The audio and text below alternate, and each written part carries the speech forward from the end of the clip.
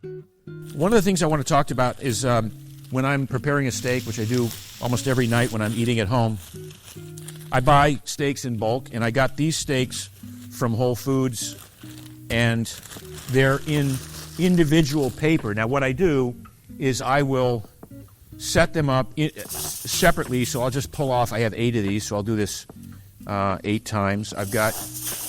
And I'll have the paper wrapped around the steak. That's protective in and of itself. Then I'll put some foil around the steak with the paper, and what that does is prevents freezer burn. And then I just take the individual steaks, wrap them up in the foil. I usually do it diagonally so I get the maximum usage out of the foil. These are just the right size steaks. They're probably between 9 and 10 ounces. Wrap those up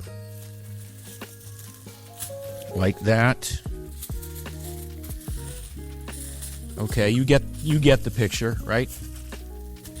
And then I'll just stack these and drop these in my freezer. Now I'm going to put one in the refrigerator because I'm going to have that tonight. I don't need to freeze that one. So that's good to go for this evening. Now, so what do you do when you have a frozen steak, Mark?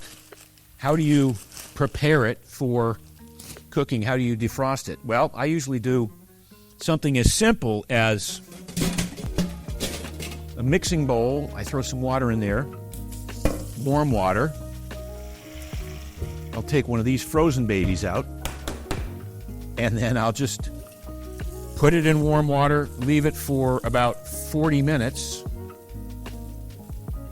Now, I'm reminding you that this is, remember, it's wrapped in paper as well as the foil, so the warm water is going to thaw the steak out easily. It's almost like a mini sous vide kind of process. And then when I take the foil off and the paper off, the steak will be perfectly ready to season and cook. Okay.